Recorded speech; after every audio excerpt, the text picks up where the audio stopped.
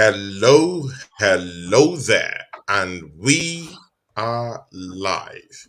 See ya, ladies and gentlemen, it's the Prem Talk Show with Ola and Claude in the house. See ya, guys. It's episode 3, yeah, of Yes, this sir. amazing show. Ola, we'll make it to episode 3, right? Yes, sir. Yes, sir.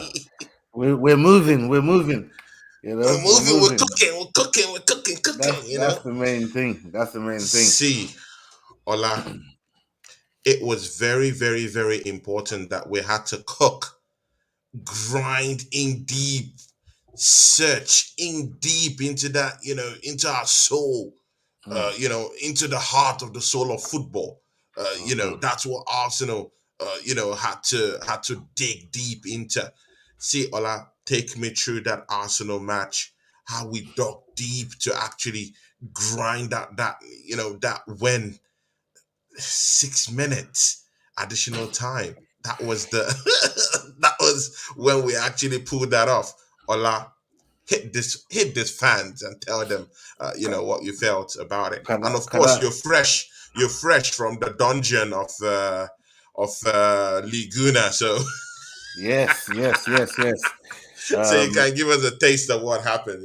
yeah, man. Yeah, man. Yeah, man. Big Mm, up everybody in the chat. Everybody watching live. Everybody watching on playback. Salute to all of yous. mm, And what a match! What an emotional roller coaster that we went through yesterday as a yeah. fan base, as as Arsenal fans, going through the things that we went through yesterday.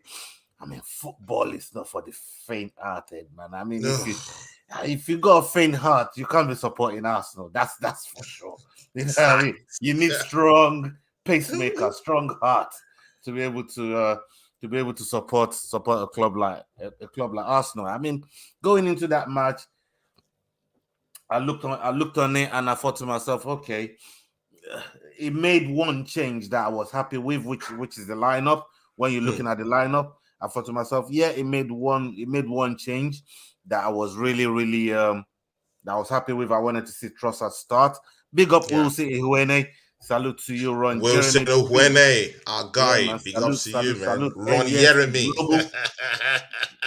Yeah, man. Big Ron up to all of Jeremy, you, man. welcome back to the show, man. Craig Yeah. AFC87 is always the first. See, Craig, what I'll do for you soon, he's always the first person to actually comment on the show every time. Yeah, And it man. says, yeah, Tony and Ola, big up.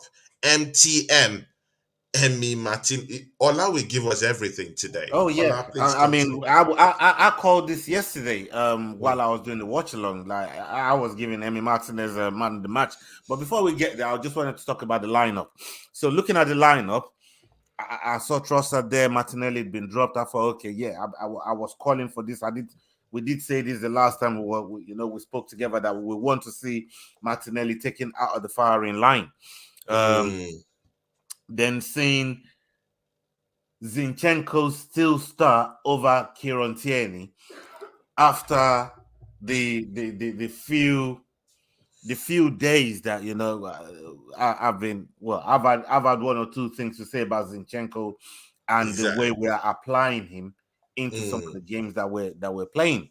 yeah. Because for me, Zinchenko does not offer the overlap.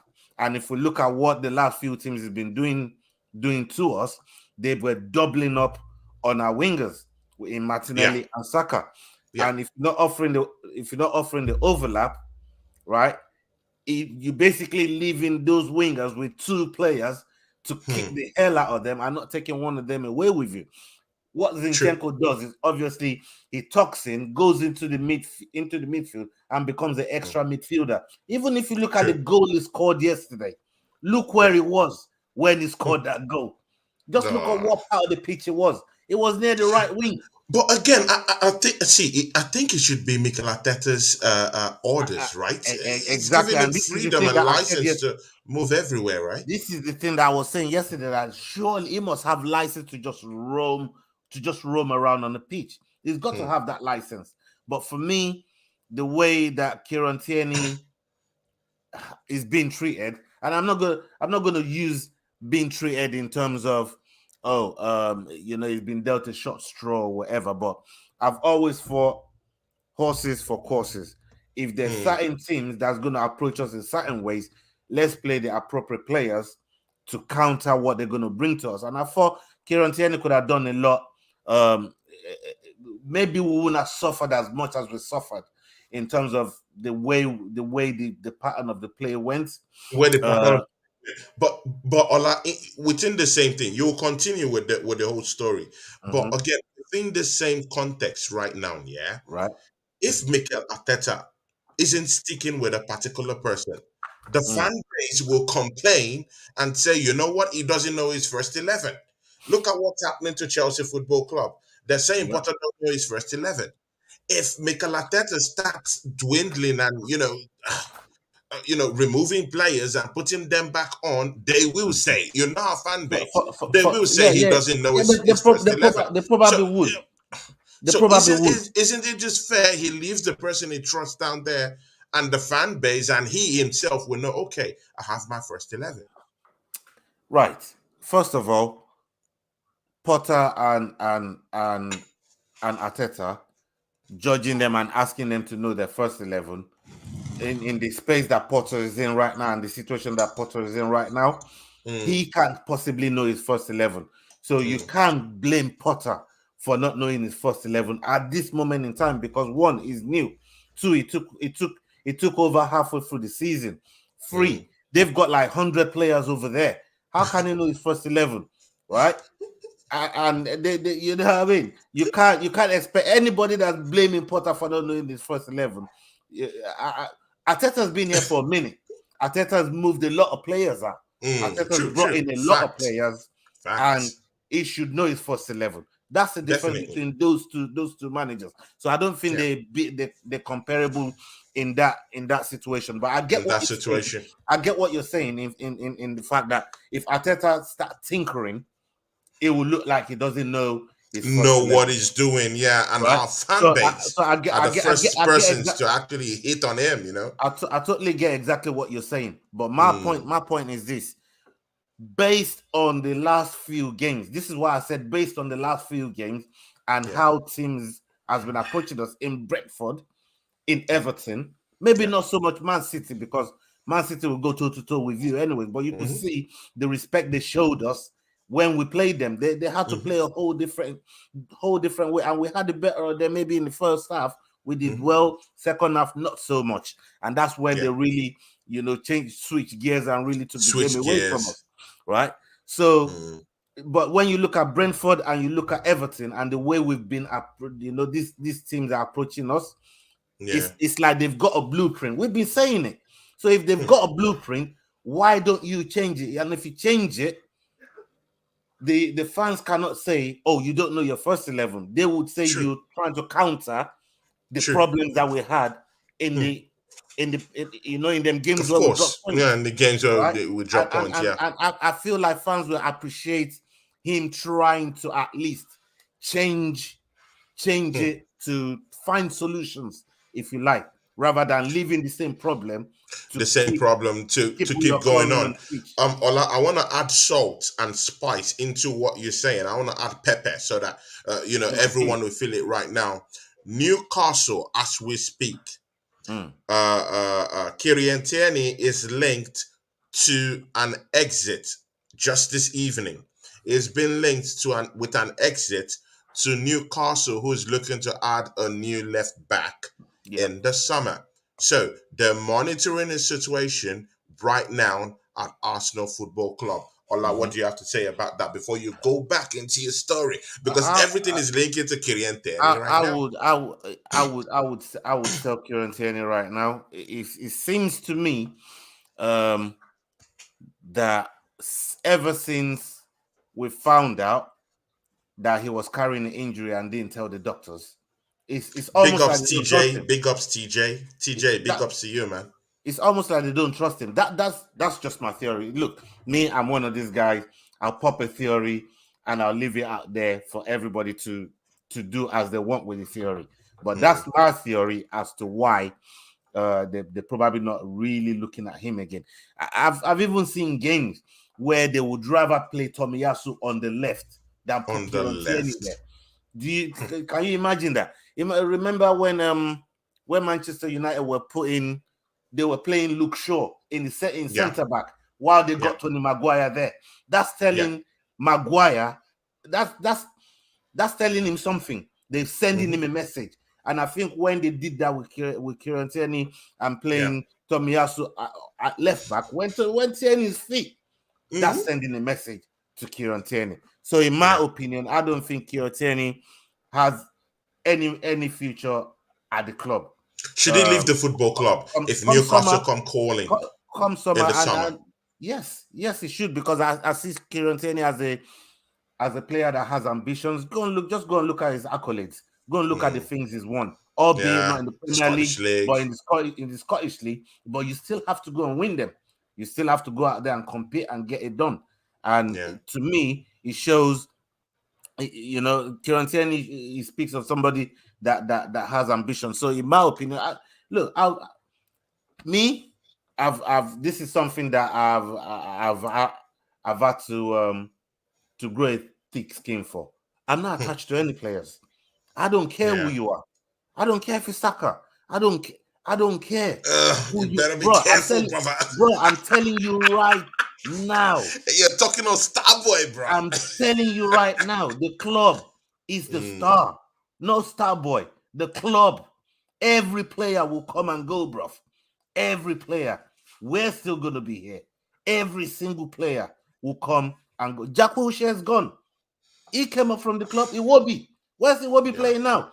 Did he not help Everton to beat us the other day? Was it not him that got that corner that led to the winning goal that they got?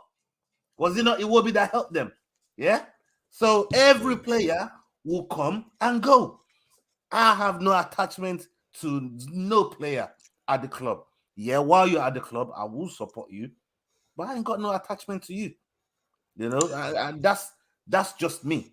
So I don't care. Yeah, I don't care who the player is. Every player got good value. And okay. Key moments in that Aston Villa game, Ola. Right. Key moments in that in the game, Saka bringing us back in the game. Saka. No, that goal. That goal was sensational. Sensational well goal. Placed. And there's one thing that when you say key moments, the key moment for me is seeing Arsenal dig deep. It's not even scoring the goals. It's not even scoring the goals. It's seeing Arsenal dig deep and the willingness to pull out the result and say we're not gonna leave this place without collecting those 3 points. And that's all I ask for as a fan. That's all everybody wants as a fan. Now how you present it, that's up to each and everybody and their individuality. But for me, I wanted them to give their all. I wanted the results. I was saying throughout the watch along, like, I don't care how they do it. Just give it, get it for me by any means necessary. And that's exactly what they did. I mean, when you look at some of the moments that we had in the match, the second goal, not so much the first goal, the Ollie Watkins goal did it annoyed me. Ollie Watkins goal was the first goal actually. They had Hollywood star Tom Hanks jumping from the stands. Tom Hanks is is a Hollywood star and is a avid Aston Villa fan. So he was just there in the stands. He was jumping up and down. But oh my God, Ola Saliba, that first goal for Ollie Watkins. What in God's name was he doing? I mean, Ola has had shocking performances for games now, man. Again, Saliba dropping, he's had some shocking performances. Even Ramsdale in the first half, some terrible distribution. I want to say Zinchenko again at fault for one of the goals. For that Ollie Watkins goal, he gave the ball away, right? And Odegaard dropping 3-4s out of 10s. The performances is not the only person that I could almost say could hold his head up high in that game, especially in the first half, was Saka. In the first half, yeah, it was Saka, yeah. Saka was the only one. I think Trossard tried, but Zinchenko offered no help. If you look on the other side and you pick the game properly, you will see Ben White continuously overlapping Saka. It was giving Saka that option. And even then, look how much fouling that Saka got. Look how much fouling. How many times he was they kicked. Brought him down. See, yeah, Ola, I keep saying that this guy is the most abused player. He's the most abused player in the Premiership. Well, they kick this guy without remorse. And the bozo referees that are meant to protect this guy, let me tell you something. They don't care. Let me tell you something right now, yeah. In this league, and this is why the Premier League is one of the most intensive. Shout out Borat Segidiev. Big up to you, man. It's one of the leagues with the most intensity in Europe, right? And when you look at the way that we operate, they don't call it a league with intensity for no reason, right? At one point, I remember Ashley Young was one of the most foul player. At one point, Eden Hazard was the most foul player in the league.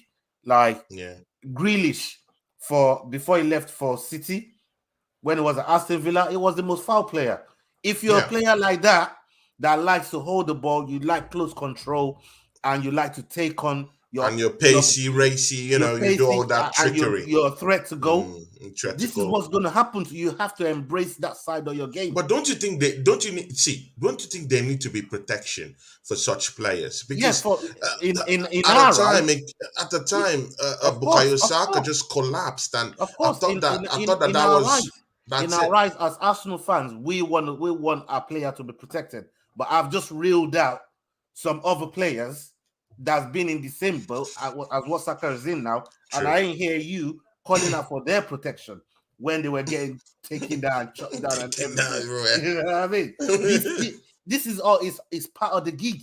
It's all part of the gig. It's part of the show. So it's part of the show. I like the way Saka's handling himself. Saka's actually showing that I'm not no little boy in this thing. Yeah. I'm a big boy, and you're not gonna respect me.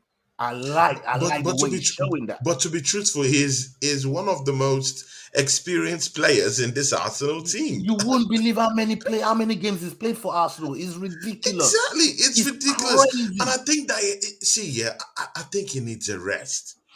He needs a rest. Well, when you just see him running, and these guys are just out there fouling this guy. You say you think he needs a rest. But if Arteta arrests him, would they not say, according to your logic, he don't know his first 11?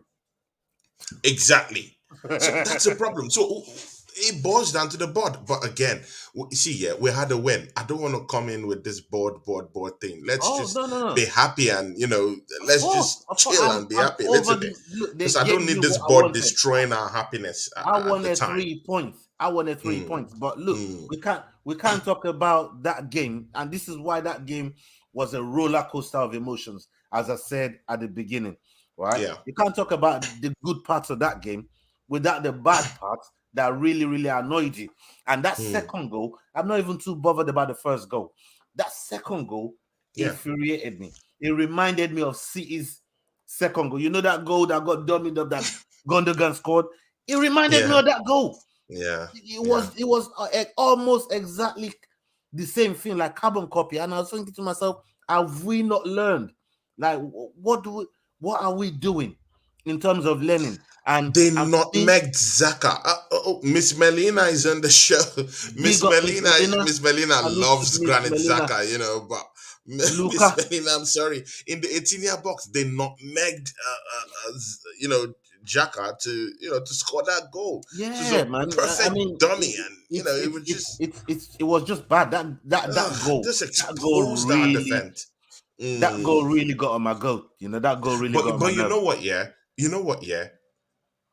Zinchenko, he had a bad performance in that first half. Yeah, he did. But again, coming in the second half, and just slotting that ball into the net. Ola, doesn't it show you that his not just one of our most experienced players right now, in that team right now. I'm not talking of when he came into the team, but as an elder, as an elder player in that team who's won lots of trophies. Don't you think that he showed yesterday that he can pick up the pieces, he can galvanize the team, and he can show that, you know what, yeah, I'm one experienced player in this team? Yes, it definitely showed that in the second half yesterday, but that's part of being a squad player and part of being a part of a project, being a part of what's going on at the club. And Yeah. I like, look, I don't dislike Zinchenko, and whoever's hearing me might think that that's the case. What I'm trying to say is, can we play Zinchenko in situations where, in games where it suits the tactics that we're going to employ, and play Tierney in against low block teams where we're going to be able to stretch the pitch just And that little stretch bit the more. pitch. And Zinchenko doesn't offer us that. But everything else in terms of what it brings to the dressing room, the way to pick up the players, giving them advice, putting an arm around them, going to the crowd and getting the crowd And up. rallying them up. You know what I mean? Exactly. He does all those little All of things those that stuff, all of those stuff was galvanizes the needed. crowd and the team, So Look, Arsenal's always needed all of those things from not just one player. We needed to have maybe 5 or 6 players with that same mindset, with that same mentality, and we have that. We have that in Zinchenko. we have that in Zinchenko, right? Good and okay. Let's move away from the Zinchenko stuff. Yeah, let's go into one player that at the start of the season. Of course, we moved him a little bit in an advanced role from that midfield. I'm talking of no other person than Granit Xhaka. But to be very sincere, his performances in the last 5-6 games has been a little bit questionable, but I don't want to put blames on anyone. All those games we lost and drew, it's a collective stuff that cost it. So, good and okay. Let's just move away from that. But Granit Xhaka was being removed in our last match yesterday, right? And Fabio Vieira was brought in, and Fabio Vieira gave a very, very perfect assist to another of our boy again, Martinelli, to go score the goal. See, it takes lots of guts to get Granit Xhaka, who is a very, very big character in that team. It takes lots of guts to get him out of that team and say, you know what, go and take a rest and let Fabio Vieira come in. Mostly when you're searching and looking for that third goal and that winner. Did you take anything away from that? Mikel Arteta removing one of his most trusted players, down there. Big ups to Miss Melina, big ups to Borat, big ups to Wilson, Daddy and the Don, big ups Gunners Hub Africa, TJ, big ups to you. Mama Flossie, our own Mama Flossie, big ups to you. Luca, big ups to you, man. The Assembled, welcome. Mama Flossie, thanks. Steve, Strasbourg Steve, congratulations on your terrace show the other day, man. Big ups to you, man. Steve, a part and parcel of this channel, Steve McCullough. Congrats on that show in Terry's channel. Yeah, Ola, you were saying something. Right. For me, when you're saying about the kind of trust that that Arteta shows in Xhaka, but at the same time taking him off, I think they must have seen that maybe he's being labeled, because look, if there's one person, just look at the injury that potentially Saka could have had yesterday, and they left him on, but they brought off Xhaka, right? That's because the gas tank is starting to dwindle. The gas tank is, and when the gas tank is getting low, decision making becomes worse. And when decision making becomes worse, we're susceptible to big up Miss Melina. Big up Miss Melina, bringing the heat. We are susceptible to being overrun, and Xhaka plays a very, very important role. He has done all season. I have nothing bad to say about Saka this season. As far as this season is concerned, I have nothing bad to say about him. And for me, Saka has always been one of those players that we needed that rest for. But bringing in someone like Vieira, because at one point, I think, was it the Newcastle game where we had Vieira on the bench and Arteta didn't make any sub. He didn't make any sub. And he left those guys up on the bench. He just left them down there. You know, he's showing now that maybe in a game like this where we're actually trying to do something, he's trying to show some trust in Vieira. And in doing that, ESR, who was also on the bench, can now see that, okay, we got Trossard, we got Martinelli, we got Vieira that can play across everywhere. And when you come on, when I give you the chance, Smith Rowe, this is the type of levels that I need you to. I need you to come in and competition now for you. This is the competition. Yeah. So I'm giving you a preview of what I want from you. Vieira's just come on, boom. Martinelli get off the bench, on the pass. Yeah. Boom. Right?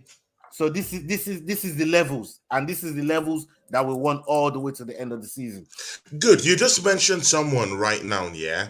You just mentioned Gabriel Martinelli, and you know what, yeah. Some people were clamoring that this guy should start from the bench, yeah.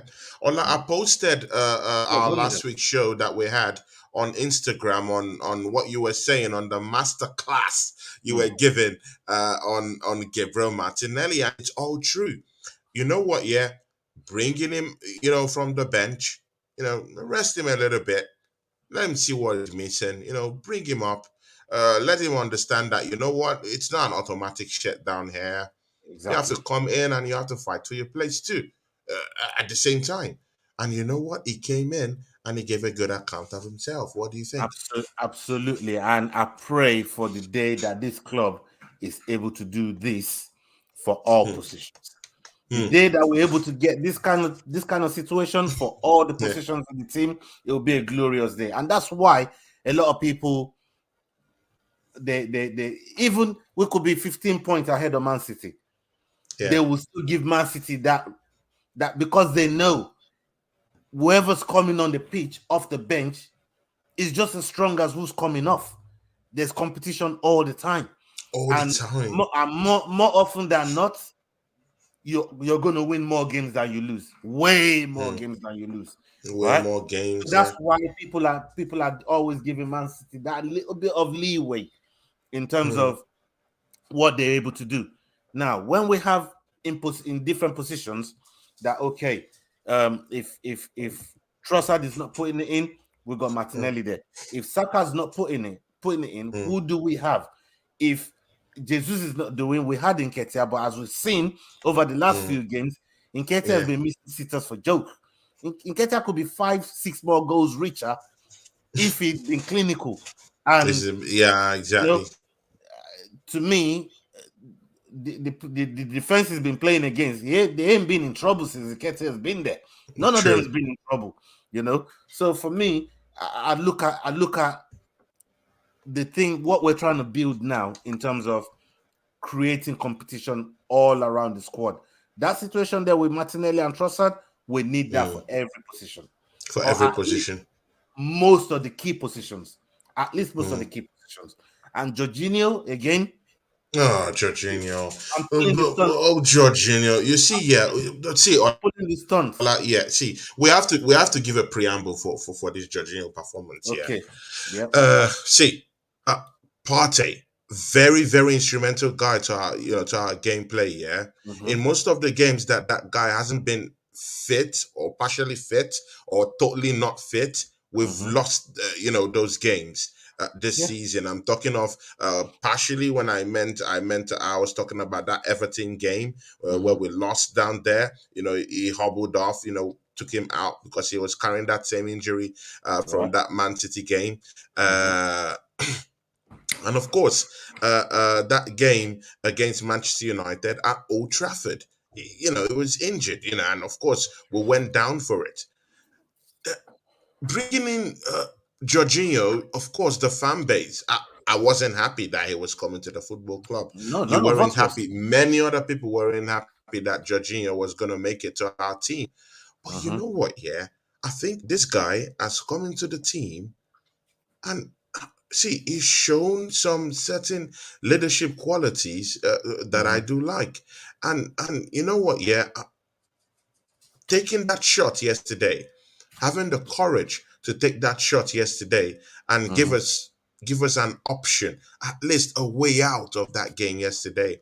It Yeah. takes guts and it shows his experience. From Chelsea international, with Italy. What did he show you yesterday that you Right. really liked, Ola? If you remember when we first spoke about Jorginho and when we signed him, and I Yeah, said to you, if you remember, that my problem is not with Jorginho. My problem is with us dealing with Chelsea true, and giving Chelsea money. It's not true, against. It was nothing against the player himself. I don't know if you remember that conversation very well, true, but true. yeah. So I got no problem with Jorginho. It was more our dealing with Chelsea. I'd rather go and give our money to West. I'll give it to anybody else, but bloody Chelsea. You know what I mean? It's not like they ain't got enough over there. So that was my one thing with the Jorginho signing. But as Jorginho Yeah. as a player himself, I didn't have a problem with. I knew that he was going to have a job to do. It was going to they saw something in him for them to want to bring him in. And I always say every time, I don't care what Jorginho did anywhere else. I only care about what he does What he in our does for shirt. Arsenal And what he Football did in Club. our shirt yesterday, I'm Hmm. proud of. I'm proud of it. It got us that one, the third goal that made us go 3-2 up against Villa, and it was a Last season, he fantastic scored strike. 2 goals It, against yeah, Aston Villa. For yeah, Chelsea, he you know, loves the Valiant. he must love scoring against them. So it was a fantastic strike. He had a little bit of luck. Every team needs an element of luck Everything. Yeah, every now and again, and we've yeah. had quite a few go against us. It's only hmm right that we get this one We here. get one. But Amy Martinez, what was he thinking? I mean, What was he thinking? right, for that strike, there's nothing Martinez could have done. For the Jorginho strike, he dove mid-air coming down. The ball just happens to meet his head before he hit the ground. That's just sod's law, Oh my because God. if you it's almost a little bit of karma. The man was wasting time about 35 minutes. Like, bro, what are you doing? Wasting time all through the game. And Emery came out and condemned the time wasting and the going up to take a shot Yeah. on the last kick of the game. hmm Emery condemned both actions, by the way. So look, Emi Martinez is in his own path. He did a lot during the winter. He won the most At the coveted world stage. At the prize. world stage. Exactly, at the world stage. So, hmm big up to him. He's a World Cup winner, and I'm never going to take anything away from his abilities. Even when he was at Arsenal, never going to take anything away from his abilities. But for what he tried to do yesterday, the tables turned on him for the antics that he was trying to play. But I'm just delighted that we got 4 goals out of it all. We got 3 points, most importantly, and to even let me stop bay this thing. We're So now 2 points ahead I of like the CP2 spices. I like when you bring out the spices, bro. let me bring this up bay thing to it as well. We're now 2 points ahead of City with the game in hand. So nobody thought that was going to happen. We just thought it was going to be a head-to-head shootout. The City, head-to-head you shootout. go, then Yeah. we go, then you go, then we go. And if we drop points in between that, maybe United can slip in. So Exactly. all those situations there is what we, but good for us. We made sure we collected all 3 points, put the pressure back on City, and we saw what happened when the pressure is being put back on another club, because that could be us the next time round. That could be us. That could Ola, be us the next as you time know, round. this is the PremTalk Show. So, of course, we have to go into other teams, make fun of other teams or, show sympathy towards other teams. What in God's name happened at Nottingham Forest, my brother? You know what? Yeah, This is the Premier League. everybody have been saying, you know, City by February they're gonna go on this long run. You know, you see, yeah, all this talk sports and all these, you know, big channels, you know, running their mouth. The City is gonna go on a very, very big run, and Arsenal will be overrun. You know, all these big stories and all these lies, and you know, see, this season is a freak season. If you don't believe it, ask Chelsea, ask Liverpool. It's a freak season. Anything can happen. See, this title is for anyone. Anyone can get it.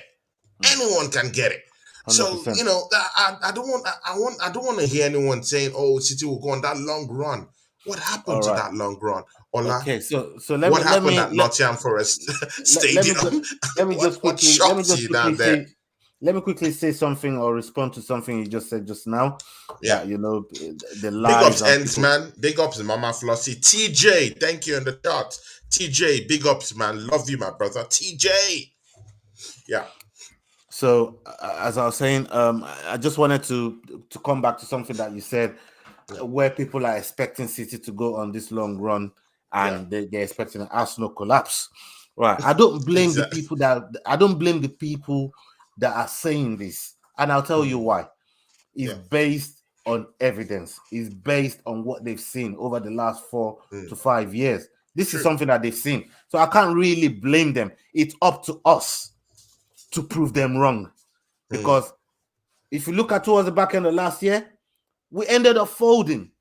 We ended up bottling the 4th spot with games in hand. We've been going on about games we in did hand. not have resources to at least help us but fight. That's hold on. But that's for us to know as a fan base. All these other people don't care about none of that. The same way as I was saying to you earlier on, when you was just saying about Saka and how Saka's not getting protected, I said, why wasn't you campaigning for protection for all these other players like Hazard? Because like they're not my players, it's not my concern. So they won't right? care about our problems. They don't care about our problems. Only us cares about our problems. This is what I'm trying to say to you. Valid argument. So when these people say those things about us, it's up to us to go and prove them wrong. And from what they've seen about City, they know City can go and put that run together at any given moment. They're waiting for that moment. That moment is not coming, right? They're waiting for our moment to fuck up and just brought down and not get going again. That moment is not coming. So as you said, this season is looking like a freak season to all these people thinking, hold on, I expect this run from City. Why is it not happening? I'm expecting the collapse from Arsenal. Why is it not happening? People have got questions that need answering, and those answers they're going to get by the end of the season. But so far, so good in what we're doing. Now, what I want to say to everybody that, you know, that's expecting this big long run from City, it's not the same City right now. They got a lot going on. The players that's left their club, the players that are not happy within the club that are still there right now. True. We're hearing all about it. They've got all these charges that they have to deal with. Charges. Right? So there's a lot that's going on with the club right now. And with us, we've shed a load of dead weight, if you like. So we're moving lighter now. And the mistake that we made last January, right? You can see that now when Partey is not there, all right, Jorginho is coming. Even in the game against City, I didn't think Jorginho played bad. I thought Jorginho played well. Yeah, he was decent. For him. He was decent. I thought he actually played well. So Jorginho is coming in 2 very, very important games for Arsenal, and I feel like he's covered Partey well. Now, he can't do what Partey does. Nobody can really do what Partey... I don't even know if Partey can do what Partey does every time, right? So no one can do what Partey does. Jorginho is not going to come in and do that, but he's doing an adequate job. And when we say get adequate cover, this is the type of things that we're talking about. Somebody that can really do a job over a little period of time. There were rumors online that it's gonna take 6 to 8 weeks before it comes back. Before Partey comes back. So rumors. I mean, look, these are things that I feel like maybe they've made adjustments on. I don't know how true that is. This is the first time I'm hearing it. And if they're saying 6 to 8 weeks, that's a long time, bro. That's a long time, man. That's a long time in football, man. You know what I mean? In football, that's a long time. That's a long time. That's I hope, over a month plus. yeah. I just hope. I hope we're able to do something to at least bring it back maybe a little bit earlier if we can, because it's a very, very important part of our squad. Rumors. Arteta was talking as if in the press conference for this matchup against Aston Villa, he was talking as if maybe it's just maybe a week away or so. But rumors online were like it could take a long time. Look, we don't know, but again, this is why we had to get the cover. That's why they went all out for Caicedo. But again, is Jorginho doing a better job? Is he doing a good job? No, I wouldn't say better job. I would say good job, and I would say it doesn't look out of place, if you know what I mean. In the games that I've seen him play, exactly. In the 2 games that he's played for us, he's done well. He's done all right. He did well in the City game, which I thought was a very, very big test, and we lost. But us losing was not down to Jorginho. I wouldn't even put that down to Jorginho. True. But and this game, Jorginho was a very, very important part of us getting for us getting all 3 points. So I'm happy with him at the club right now. Like I said, I'm only concerned about what he does in our shirt, and so far I'm happy with what he's doing in our shirt. Ola, back to this ManCity. Are they feeling the heat? Are they really feeling the heat? The pressure of the league is crazy. Like there's no look, you can't just go anywhere in the league and just think you're getting guaranteed 3 points. It don't work like that. Yeah. Like the Premier League is a whole different beast, especially this year. This year is a different beast. Leicester at any point can take points off anyone. Newcastle, look at what's been. They ain't lost a game all season, and look what's happened to them. Chelsea, and then they lost against Chelsea can't even get going. We'll go into that later on. Chelsea can't get going. There's so many things. Manchester United, look where they were last season, and look at them now. And look at what they're doing. Look what they're doing now. Manchester United is they rejuvenated. Rashford is like a man possessed. He's scoring 2 goals today. You know what? We'll go into all this stuff, yeah. But this ManCity thing, yeah, like, Ola, to be very sincere with you, I just want to know your real thoughts on this. Is there going to be any run from ManCity? I don't see sustainable run. With what you've seen. I don't see a sustainable run. No. I don't see this 10-15 game run that they're looking for. I don't. Okay. I personally don't see it. Okay. I don't see it happening. They're capable of it. I'm not saying they're not capable of it. But this season, I don't see it happening.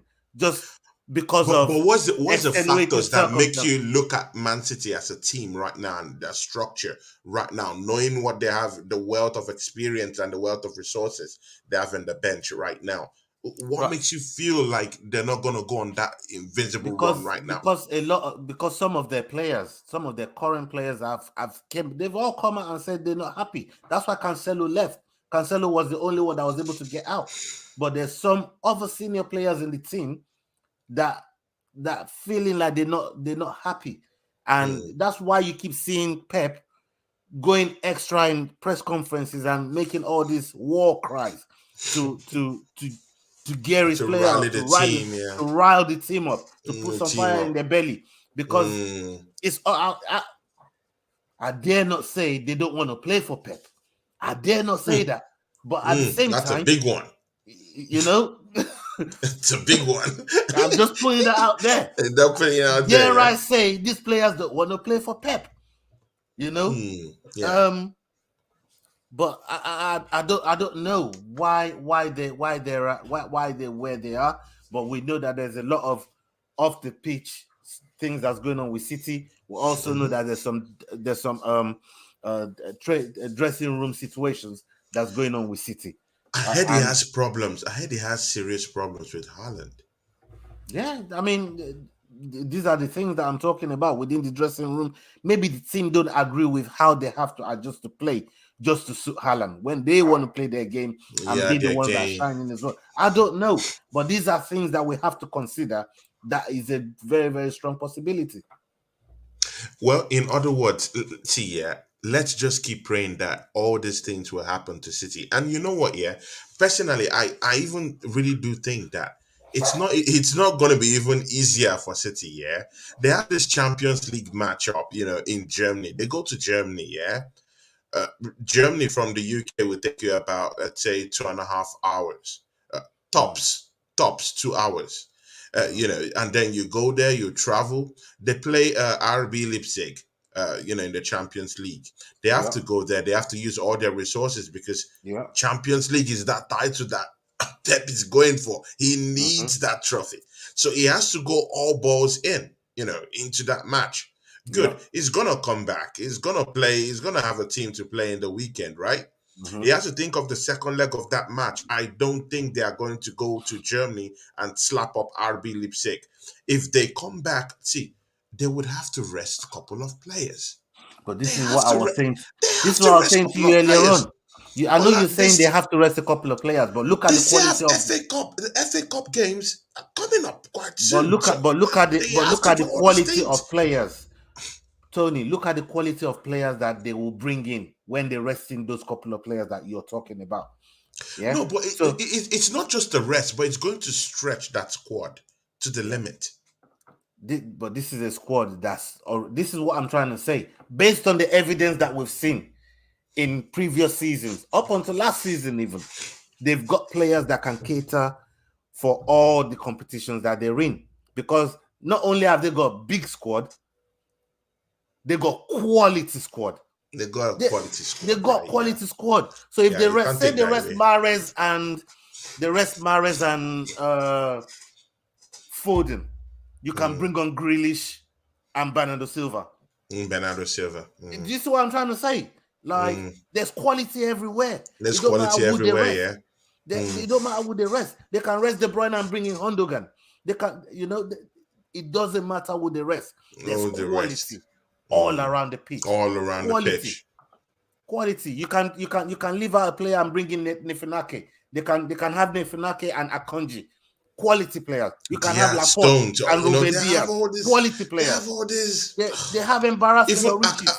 Akanji, they could just tweak, You like know, what they did to us, tweak the whole formation, bring in it's Akanji, switch Bernardo embarrassment of Silva riches. into any, it's just So embarrassing. it doesn't matter that, like I was saying, it doesn't matter who they rest.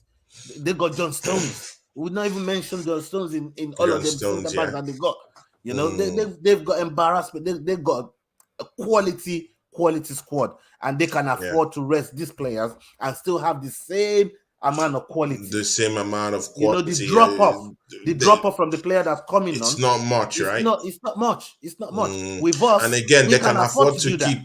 They can because there's afford a to keep big drop off. Haaland and bring in an Alvarez, Julian Alvarez, who is There you also a go. World Cup winner. So all these things. Yeah. The drop off is not much. We, on the other hand, But I know they're not going drop-off. on that run. Ola, I know they're not going on that run. I don't see it happening. I really know don't they're see not going happening. on that. These guys are going to drop points. I know. I see it.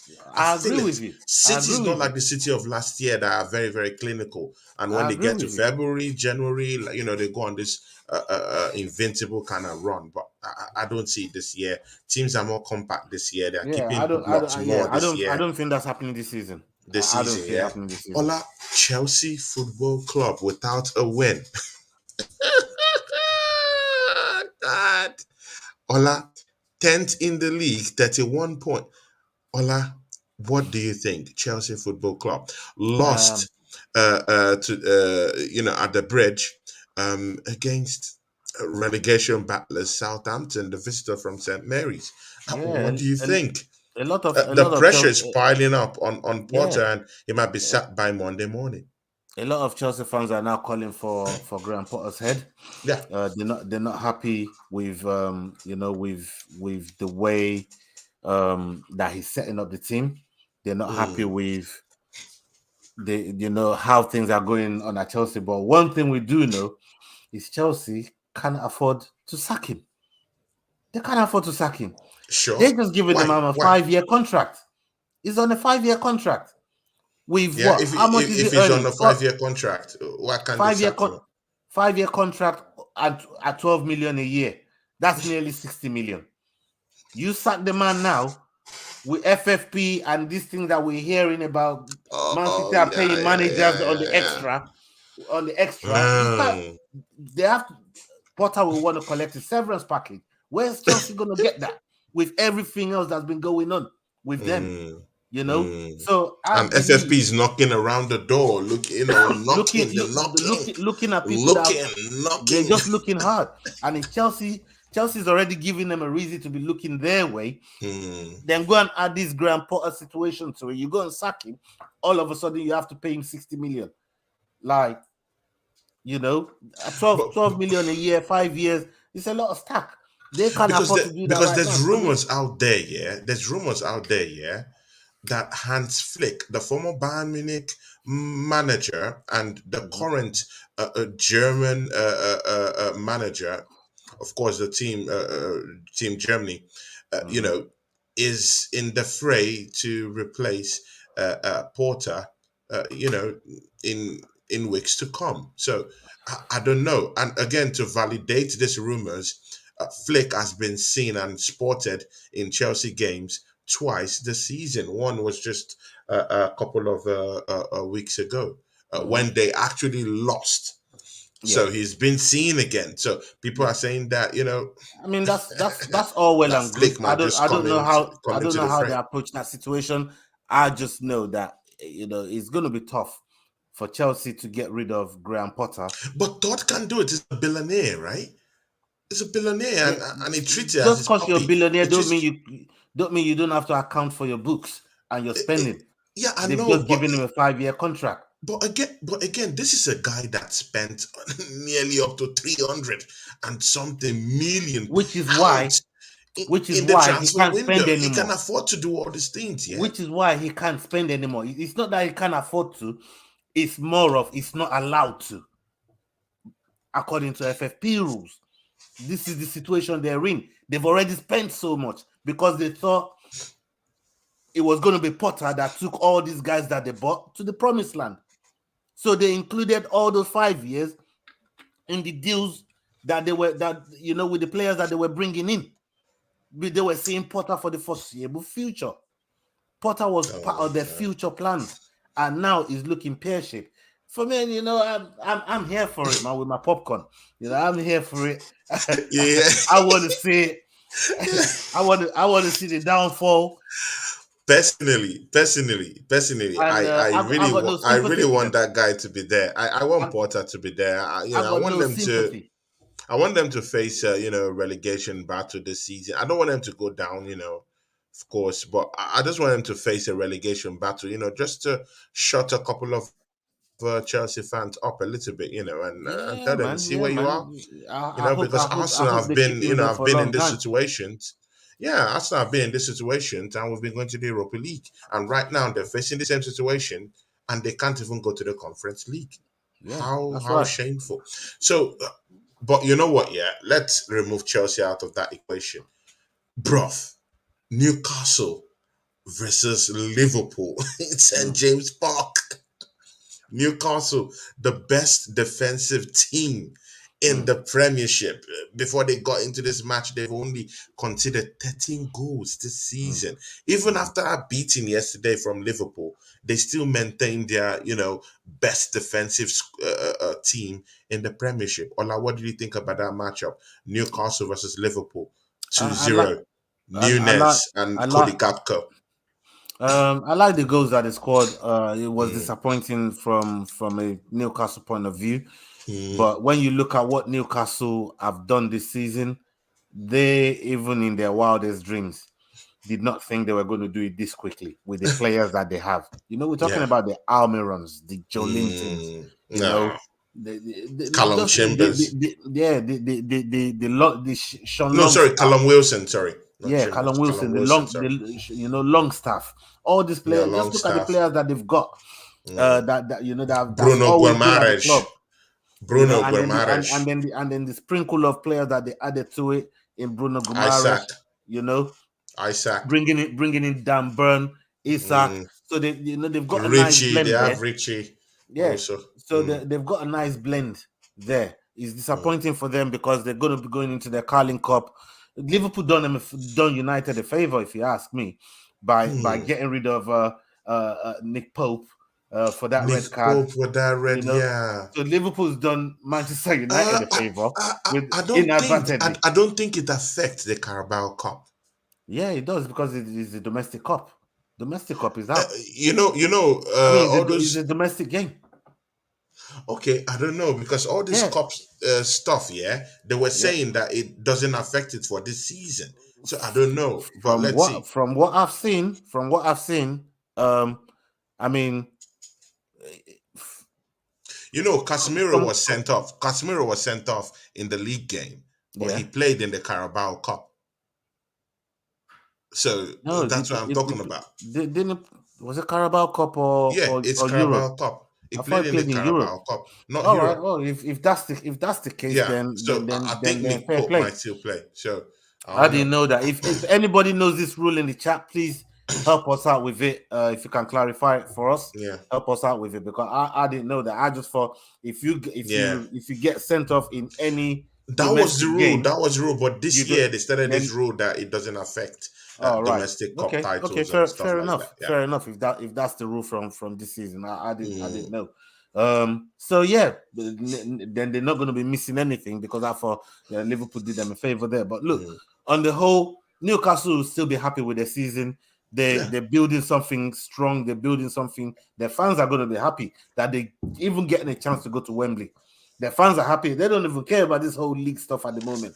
If they get Champions League, great. If they get Europa League, brilliant. They're going to be happy with that.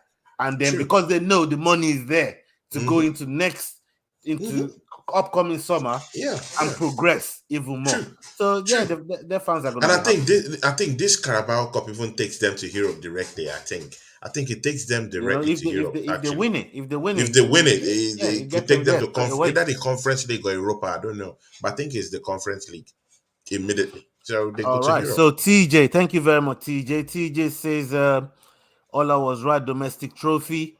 Pope has to sit out due to that red card since both competitions are under the FA. Like I said, every competition that's under on domestic soil, every card affects that competition. Okay, then why did Casemiro play in the Carabao Cup a semi-final and he got a red card? I think in the game against Crystal Palace. That's what I'm saying. So it's a new rule. Not everyone knows it. That was a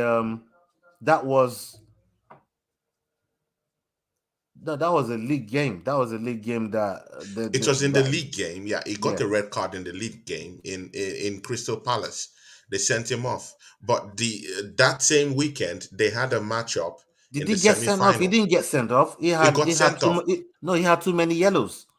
He had too many yellows. He needed one more yellow to get suspension for the next game. You know when you've accumulated so many yellows? I know, but it was a red card. Was it a red card? It was a red card, yeah. I thought it was the Leeds one that was a red card. No. Oh, right, okay. It was a red card. All right. But I don't know. We'll probably check it after the... I thought it was... I didn't think it was sent off against Palace. I think he had too many yellows. And then he had to miss the next game. Maybe, okay. And then the next game happened to be us. Yeah, probably. The next game happened to be us. You know what I mean? He had to miss the next game. Yeah. So he had too many yellows. I don't think he got sent off in that game. Okay. But the Leeds game, he did get sent off. And even then it was a whole different vibe with the red card. So I know any suspension that you get, like you said, unless it's a new rule, but any suspension that you get under a card affects domestic. Game. And if you're playing in Europe, he's allowed to go and play in Europe. And I think that game that you're talking about must have been in Europe, where Casemiro still played in Europe against Barcelona. I'm sure he played against Barcelona in the 2-2 draw, but he can't play. Look at the assembled here. The assembled says here, let's not make out we made a fantastic comeback. It's Villa. Listen, Ola. It's Villa. we should never have been in that position in the first place. Ola, would you look at Villa and say it's a small team, we shouldn't be in that situation?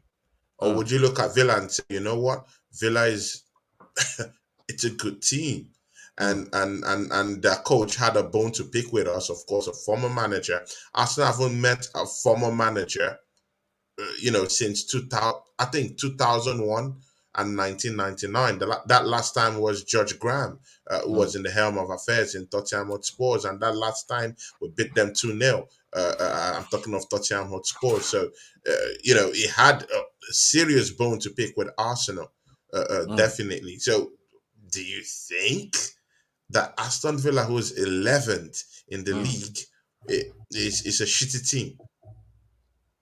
Yeah, I mean, look, I wouldn't take, as you see with Forest, there's no shitty team in the league. You know what I mean? They went to the lane. No, I'm just saying. So it will look Yeah. like maybe I'm biased. They It's, assemble because I the assemble is my I don't really want to subscriber. I downplay. I like don't him really very want to well. He downplay it comes like to my that. shows.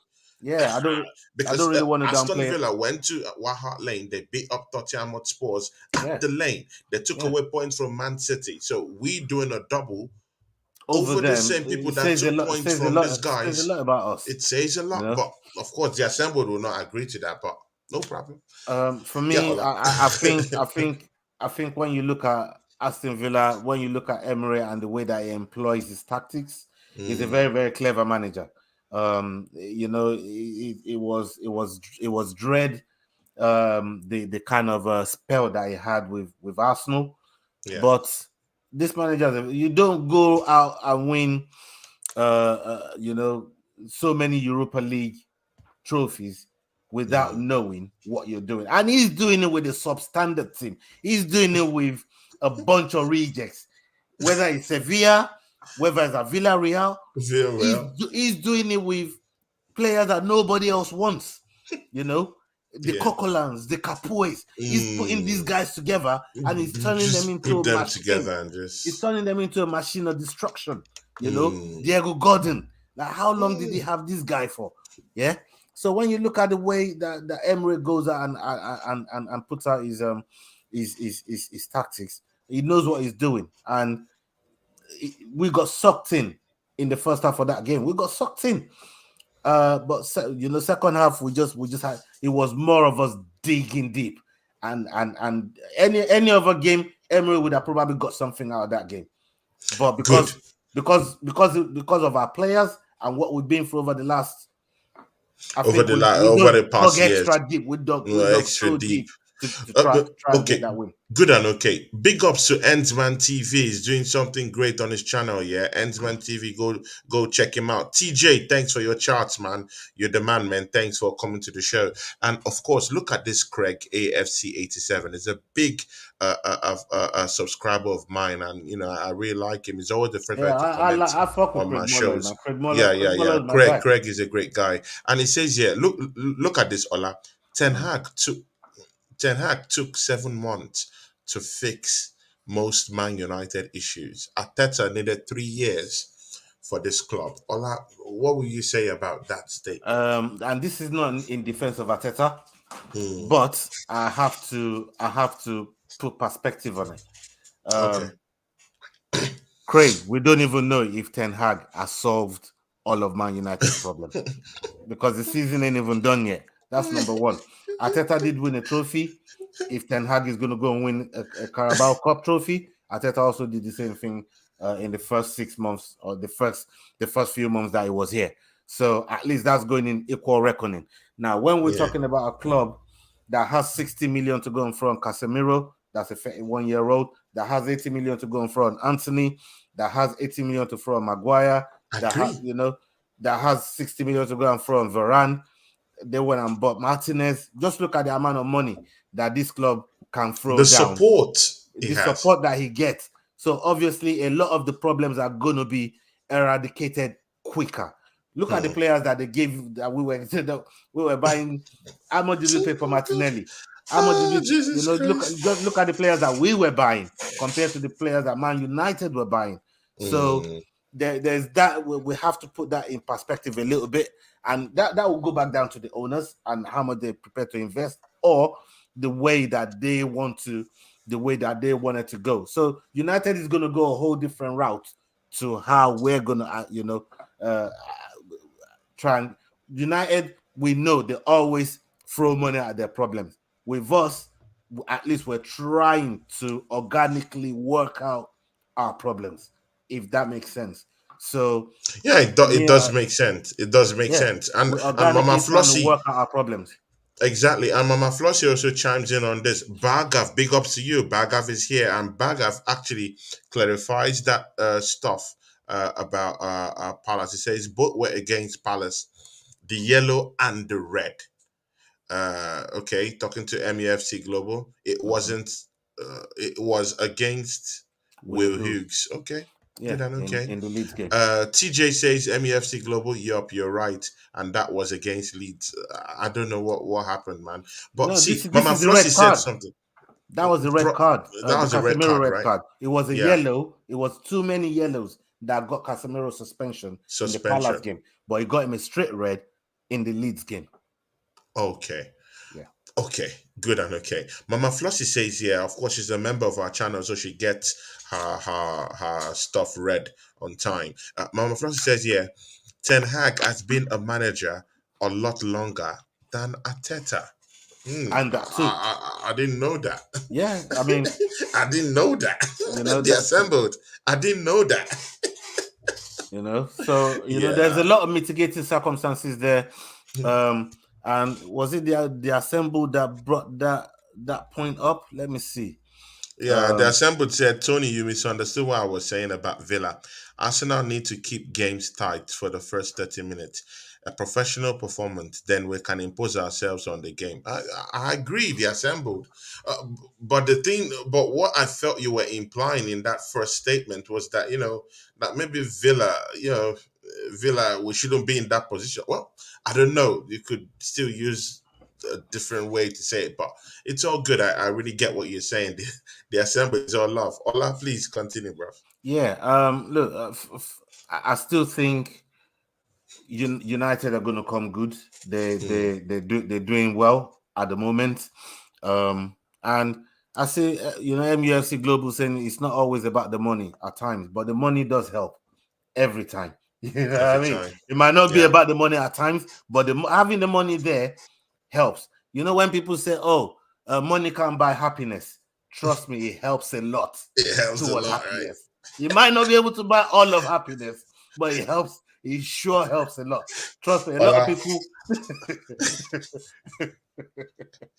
Last moment of this show, Ola, our matchup against Leicester City. Ola, what do you think? See what Manchester United did to these guys today, yeah? Yeah. They mauled them in the first half. They mauled these guys in the first half. Rashford, who seemed not to stop scoring. This guy, only God knows which planet this guy, is playing on right now. He got 2 goals today. Jadon Sancho got, another goal today again. So Ten Hag is actually, making his strikers, getting them to, up to speed, getting them to be more impactful in games and getting them to score goals right now. So, see, Manchester United beat up Leicester City today, 3-0. Ola, do you see Arsenal going to Leicester City and pulling the strings down there? I mean, I think they might be. It's either in the Emirates. I'm not sure. But I think it was. I think no. It's at the King Power. I think we played Is them it at King? the Emirates. I think we played them at the Emirates. Yeah, it's King Power. Earlier Yeah. this season. Okay. Look, the Leicester we played against all those months ago is a different Leicester now. It's a different one. This Leicester's picking up form. They're trying to find their way back into their regular rhythm. And go on, TJ. TJ, money makes me happy. I mean, it big does ups, help. TJ. It does help. Big ups, it does man. help. Big ups, TJ. But look, I think the Leicester City that we're going to face now is a whole different Leicester City. They've got players coming back from injury. They got players coming back from injury. They got players that are coming into form. I know they lost today, but this is the same team that pumped Tottenham 4-1 last week, and I know 4-1. you know it's not easy thing. This is the same Tottenham that did go on and beat City, so we can't, you know, people we have to try and see where we sit on the side of the fence. We can't say, oh, Leicester's shit, but they beat Tottenham. We can't say, oh, Tottenham's shit, but they beat City. We can't say, oh, City is shit and Nottingham Forest. It's just how the league is right now, and every team is worth 3 points. Every team is worth 3 points. This is a different Leicester City. They're going to come with a different game plan. And the one thing that I do know about Brendan Rodgers is he never packs the bus. He will come and play to you toe-to-toe. All this doubling up and play wingers and that. None of that's going to happen. He doesn't do that. Rodgers don't play like that. You know, he's a very attacking. It just opens up the park. He's and allows players manager. that freedom to just move and try to create and try to score goals. Yeah, Rodgers and Sean Dyche, they two opposites in the way that they approach the game. Yeah, exactly. In the way they approach the game. So I feel confident in that regard that as long as we do all our basics right, we do all the right things on the pitch, we're gonna be fine. We're gonna be fine. So you think we're gonna run away with the win at Leicester? I wouldn't say run away. I said we'll be fine. I'm talking like 2-0. Ola, define fine. I'm talking like 2-0, 2-1. I'm talking like bringing politicians. I'm talking about bringing three points home. That's what I'm talking about. We're running away. No. You nearly got me. You nearly got me. So what do you? But see, how do you see that game going? Yeah, I'll go 2-0 Arsenal.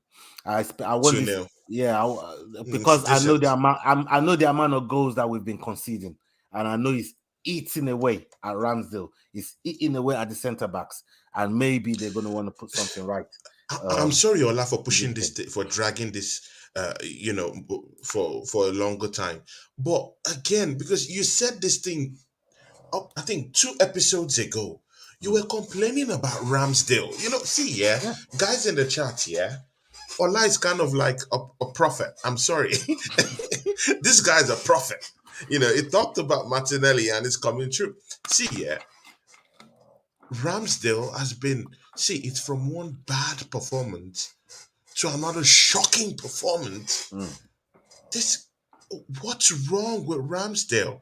His form, it's gone from the best keeper in the park at the top of the league at the time in our first 19 games to a shambolic goalkeeper. Actually, the form he's on right now is the form that got his former team relegated. To be very sincere with you, shocking performance. And again, Ola, because 2 episodes ago, you said, you know what, Tony? I think we do need a replacement for Ramsdale. But we didn't take it too seriously because we were looking at other places, that we should be getting these options. Yeah. Ola, what will you say about Ramsdale? I mean, we definitely need competition for him, like a stiff competition, someone that can show him that you can't keep dropping these sort of performances and thinking you're going to get away with it without somebody challenging you for your shirt. Right now, he's safe. And this is what I'm saying, that I can't wait for the day where we're going to be able to have strong competitions in all the key positions. Maybe not every positions, but all the key positions. And the goalkeeping position is one of those key positions. Should we be giving Turner at least a run in? Should we test it? Should we give him a run in? Because let me ask you this: for mikelarteta to get Granit Xhaka off yesterday and bring in Fabio Vieira, then Ramsdale shouldn't be an untouchable. But his performances in 3 games has been shocking. I agree with you. Look, I'm not. I like him as a guy. I like him as a goalkeeper. But when these bad performances come, you have to shock them a little bit. and give them an element of surprise. Keep them on the bench 1 or 2 games, let them get back up to speed, and then you bring them back on. Yeah, I mean, look, I believe everybody should have adequate competition for their shirts, and look, Ramsdale has been good. Albert, big ups to you. Albert Bafo, big up to you, my brother. He said, wasn't he offside, Rashford? I mean, the second goal. I don't know about that. Look, it was Rashford given. has been scoring offside goals all season, man. Like, come on, let's not even talk about Rashford and offside And offside goals, right? Please don't start me off on that one. And they don't even check it. Oh my God, VAR. They don't check it. If it's Arsenal, they will check. Trust. VAR will check if it's Arsenal. I think we just have to look on how Ramsdale is doing. I'm just bringing correct competition for it. Tomorrow, or say we go to play Leicester on the weekend now, and you see Turner's name on the team sheet. I've seen how you move and how you react when you see Ramsdale go down and he's holding his knuckle, he's holding his shoulder. You're breaking it. You know what I'm trying to say? Because you don't trust Turner for that extended period of games that Ramsdale is going to be out for. Right? So Turner, I personally don't think he's the answer. Right? I don't think he's the answer. But why bring him in the summer? Why bring him in the summer when he's not the answer? Why bring him from America when he's not the answer? I mean, bro, like everybody when they see Ramsdale playing up, say, "Oh, my shoulder, I'm dying." People were freaking it. People were shitting it, man. I was one of them too. I was one of them. Like, oh my God. Well, we're gonna have Turner for like 4 weeks, 6 weeks. I can't deal with it. I can't cope with it. You can't cope with it. We need adequate replacement, man. Not replacement, but competition. And that's what I keep saying. We have to have adequate competition for all key positions. And then the final question for today, Ola. Ola, top 4. What happened to Newcastle today? Yeah, and we all know there's this saying. Let me push it in a different way. Yeah, when the floodgates are opened. Bro, they are opened. Either way, the gates are opened. Right. Liverpool went to Newcastle St. James Park and opened the floodgates. Now, that weakness might be exploited by other teams in the league. Do you think Newcastle is going to make top 4? Liverpool right now is 6 points away from top 4. Now, they have a game in hand over Newcastle, who has played 1 game ahead of them in the league right now. If Liverpool goes on and win that game in hand, they're 3 points away from top 4. Ola, that's how close it's getting. I think Liverpool might start cooking with that run, yeah? Instead of ManCity, they might be the one with the run. What do you think, top 4? Right. I'm saying Newcastle is going to be the 4th team that gets into that top 4 places. I actually think it's going to be us, City, United, and Newcastle. And I say this because they've been out of everybody else that's chasing the pack, including Tottenham and Liverpool. Yeah, I think they've been the most consistent. They had a blip. You're calling it floodgates. I'm calling it a blip. Because I've never really But they've drawn in a couple of games. Yes. And if you keep getting 1 point and Liverpool keep getting 3 points and they're just 6 points away from you. And that's something good. different. I see what you're saying. But what I'm trying to say to you is they've been more consistent in terms of staying in games. Because when you look at the margin that they draw in these games, it's not a lot of margins. We're talking 0-0s, 1-1s. We've been seeing Liverpool's conceding 3-4 goals, game in, game out, in games that they shouldn't be conceding. Gomez twerking in the defense, right?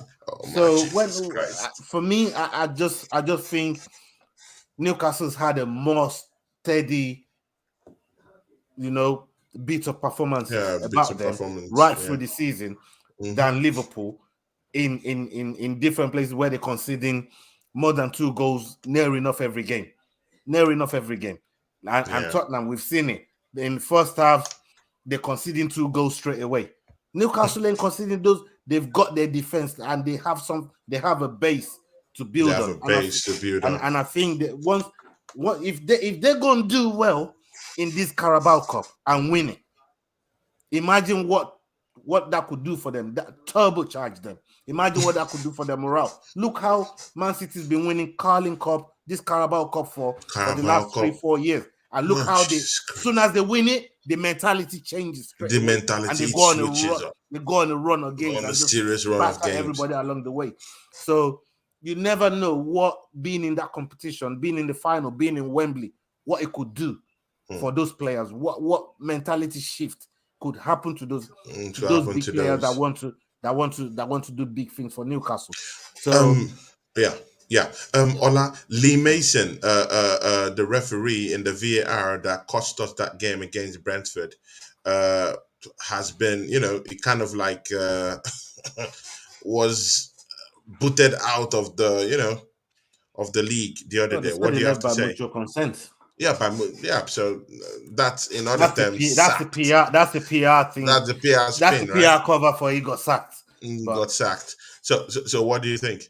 Yeah, when I first spoke to you about the whole Mason thing, and we went back and forth with Jez Collins. Shout out to Jez. Shout out to Jez, our big friend here. We did say.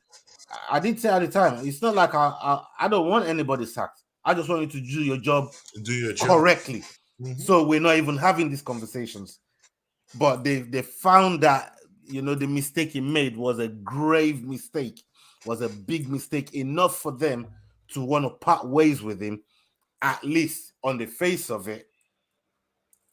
Air quoting mutual consent. But we know that you can't be a VAR ref and your excuse and your apology is to say I forgot to draw the fucking lines. Are you shitting me? In a game that's worth millions and millions, you forgot to draw the lines. In other jobs like moving stuff for cartels, you tell them you forgot to draw a line. You know what they'll do to you, bro. They'll draw a line on your team. They'll draw a line on your team. You can't say you forgot to draw a line in a game that's worth millions to people across the world. You forgot to draw the line in a thing that could cost, that could affect the trajectory of a title charge. It could affect people. It could affect people. And like just look at what Arsenal put our fan base through against Aston Villa just yesterday. Many people would have high BP. I'll never call for people's jobs. And I'll never call for people's jobs.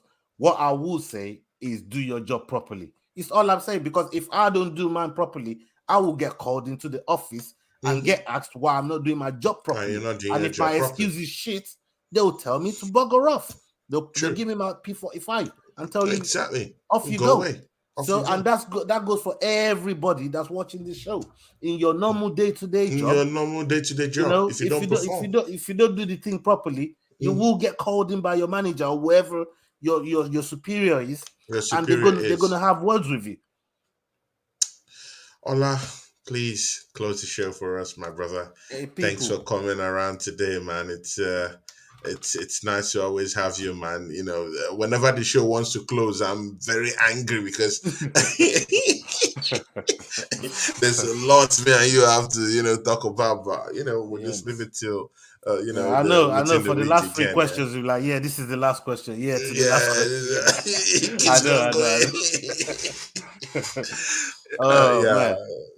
close the show for us. Man. We have Leicester coming up. Leicester.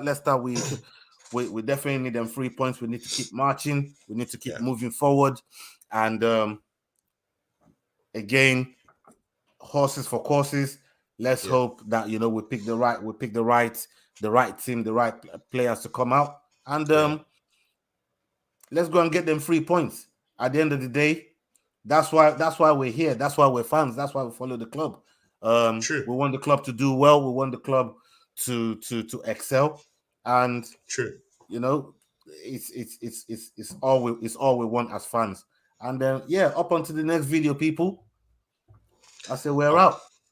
We're out, guys. And big up to everyone who came to the show. Mama Flossie, I love you. Thank you so much. TJ, big up to you. TJ, remember to subscribe and become a member of the channel too if you want to. And The Assembled, big ups to you. My big supporter, man. The Assembled, Bargaff, also love you, brother. Every other person who made this show a great show today. MUFC Global, my associate, big ups to you, man. Thank you, everyone. And from me and Ola, signing out. Salute.